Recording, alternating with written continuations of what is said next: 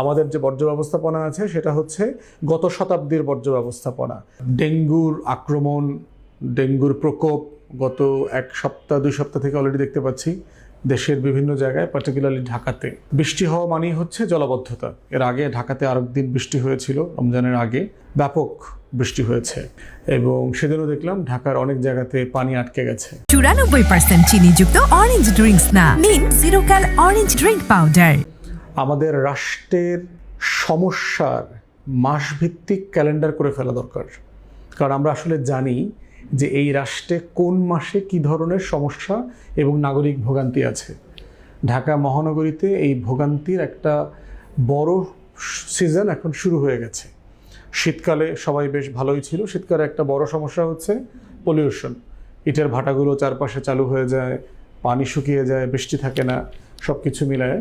তো এর বাইরে হচ্ছে এই যে বড় সমস্যার একটা সিজন আসতেছে আমাদের আগামী 5-6 মাসের, এবং তার দুইটা সমস্যা যেটা অলমোস্ট প্রত্যেক দিন প্রতি সপ্তাহে নিউজে হেডলাইনে থাকবে এবং আমাদেরকে এটা ফেস করতে হবে। তার ভিতরে হচ্ছে একটা মশা, দ্বিতীয়ত হচ্ছে এই জলাবদ্ধতা। বিশেষ করে ঢাকা সিটি কর্পোরেশন যারা চালান, আমাদের তো নির্বাচিত মেয়র নাই বহুদিন থেকে, বহু বছর থেকে। এখন আমরা ধারণা করেছিলাম যে যেহেতু এটা গত বছরই ডিউ হয়ে আছে, সিটি কর্পোরেশনে খুব সহসাই নির্বাচন দিয়ে দিবে, কিন্তু বর্তমান সরকার এসে দেখলাম যে বড় 6টা সিটি কর্পোরেশনে প্রশাসক দিয়ে দিয়েছে। তো যদি নির্বাচন দেবার আগ্রহ থাকতো ইমিডিয়েটলি, সেক্ষেত্রে তো প্রশাসক দেবার কথা না। তা আমরা ধারণা করছি যেহেতু ঢাকাতে 7-8টা আসন বিরোধী দলীয় জোট পেয়েছে এবং যেগুলোতে জিততে পারে নাই সেগুলোতেও ঐক্যবদ্ধ বাংলাদেশ জোট ভালো করেছে, সেই আশঙ্কার জায়গা থেকে হয়তো ইমিডিয়েটলি নির্বাচনে যাবার চিন্তা সরকার করছে না।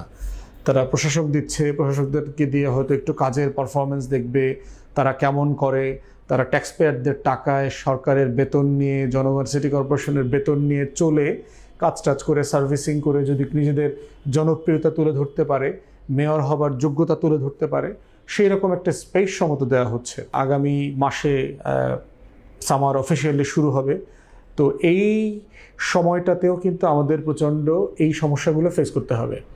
এখন আমরা বোধ করছি করণীয় কি, করণীয় জায়গাতে হচ্ছে মশা কোথায় তৈরি হচ্ছে, কিভাবে তৈরি হচ্ছে, এটা আইডেন্টিফাই করা জরুরি।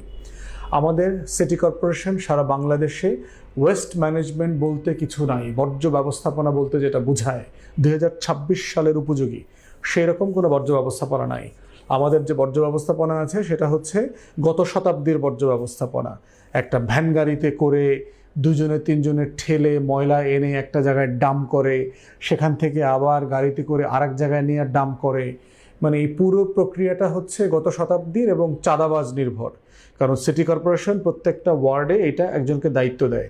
সাধারণত সময়ের সরকারি দলের নেতাকর্মীরা দায়িত্ব নেয়। এখান থেকে 10-15 লাখ টাকা তারা মাসে ইনকাম করে এবং ধনী এলাকা হলে টাকাটা অনেক বেশি ইনকাম করতে পারে তারা, যতটুকু আমি জেনেছি 5-7 লাখ টাকাও যদি মাসে ইনকাম করতে পারে, যেটা বলে দেয়া আছে সিটি কর্পোরেশন থেকে, তার থেকে অধিকাংশ জায়গায় শুনলাম বিভিন্ন অজুহাতে বেশি টাকা নেয়। 50 টাকা, 100 টাকা, 200 টাকা, ডাবল পরিমাণ টাকা নেয়, এরকম ঘটনার কথাও আমি জানি।